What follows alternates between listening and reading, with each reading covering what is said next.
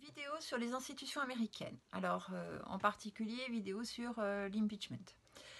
Alors, pourquoi je vous fais une vidéo sur cet article 2 de la Constitution des États-Unis qui prévoit donc la destitution du président.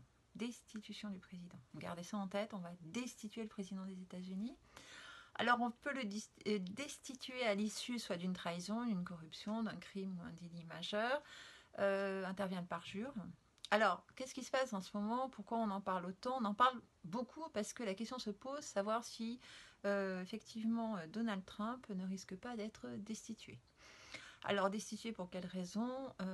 Parce qu'il a entretenu des liens, et c'est peu dire, entre lui et la Russie à l'occasion de la campagne présidentielle et de son élection qu'il a portée à la Maison-Blanche. Donc, ça va faire un an maintenant qu'il est président, enfin en tous les cas qu'il a prêté serment.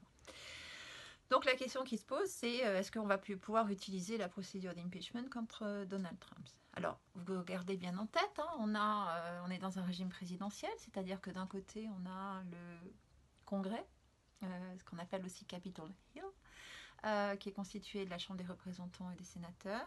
Donc le tout, effectivement, est dans le Congrès. Le Congrès ne peut pas renverser le président. Et le président, de l'autre côté, président des États-Unis, entouré d'un certain nombre de secrétaires d'État, et qui ne peut pas remettre en cause l'existence des deux chambres au Congrès, à savoir le Sénat et la Chambre des représentants. Toutefois, existe cette fameuse procédure d'impeachment.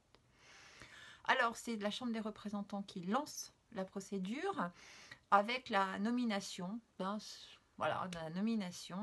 membre, d'un juriste, souvent soit un ancien juge ou un ancien du FBI ou des gens comme ça, pour conduire une procédure donc d'enquête. Alors, à l'heure actuelle, c'est Robert Mueller qui l'a conduit en tous les cas, qui l'a conduit concernant l'impeachment dont Trump pourrait faire l'objet. Alors, à l'issue de l'enquête, il y a un comité judiciaire qui se réunit. Et à ce moment-là, il y a une motion d'impeachment qui est votée ou pas. Et c'est le Sénat qui a le dernier mot, puisque si les 2/3 des sénateurs votent en faveur de l'impeachment, le président, effectivement, est destitué. Alors, qu'est-ce qu'on a comme célèbre affaire d'impeachment? On aura peut-être Trump, on vit en direct, c'est intéressant. On a eu Nixon. Nixon avec le Watergate. Voilà, c'est une histoire. Il y a un film excellent qui est sorti sur les hommes du président. Vous avez les deux journalistes, donc Bob Woodward, entre autres du Washington Post, qui enquête sur ces fameux micros qui ont été posés dans les bureaux du Parti démocrate par des républicains. Donc Nixon était républicain. Donc l'enquête évolue, puis finalement Nixon sent que ça commence à devenir compliqué, donc il décide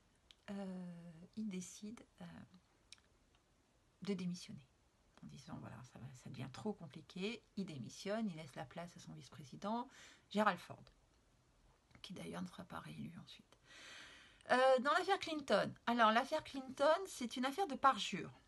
Alors, c'est une affaire assez simple en réalité. Vous avez président, donc Bill Clinton, qui a une histoire sentimentale avec sa secrétaire, enfin une jeune stagiaire de la Maison Blanche, Monica Lewinsky. Donc l'affaire est portée à la connaissance du public. Mademoiselle Lewinsky est entendue des heures et des heures durant par le FBI sur des enregistrements, sur la base d'enregistrements téléphoniques où elle dit effectivement qu'elle vit une histoire avec le président des États-Unis. Alors Bill Clinton déclare que c'est faux, que ça n'est jamais arrivé. Donc c'est un faux témoignage. Et il sera ensuite une procédure d'impeachment sera lancée contre Bill Clinton. Ça n'ira pas, c'est-à-dire que le Sénat ne votera pas en faveur de l'impeachment. La procédure est quand même allée très loin. Ce qui est intéressant dans cette histoire, c'est que Monica Lewinsky, qui avait 22 ans, a été la première victime de cyberbullying. Donc si vous voulez avoir une petite idée de ce qu'elle a vécu et de ce qu'a été ce qu'on appelle le Monica Gate, il faut aller sur la chaîne TED US, taper Monica Lewinsky, et donc elle explique comment elle a vécu cette histoire. Et puis il y a quand même une chose qu'il faut garder en tête, c'est que Hillary Clinton n'a pas été élue, et une raison c'est pas la principale, mais c'est une des raisons pour lesquelles elle n'a pas été élue, c'est que dans la tête de beaucoup de femmes, en tous les cas, traînait l'affaire Monica Lewinsky, dans laquelle Hillary Clinton n'a pas toujours eu un comportement irréprochable, loin s'en faut. Et voilà, les femmes américaines, les femmes progressistes avaient cette histoire dans la tête, et ça fait partie des histoires du clan Clinton, que le clan Clinton traîne. Et ça n'explique pas tout, mais de fait,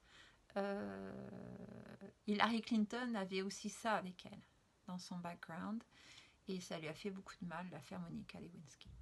Donc voilà, procédure d'impeachment. Est-ce qu'il y aura un impeachment pour Trump? Pour l'instant, Robert Mueller enquête. Il a l'air de récolter pas mal de choses sur le gendre de Trump, sur le fils de Trump.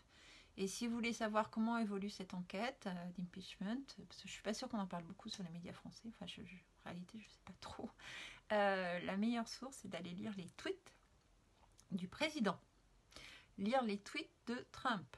À mon avis, c'est beaucoup plus clair que tout ce que pourra jamais trouver Robert Mueller. Donc voilà, procédure d'impeachment, c'est d'actualité, constitution américaine.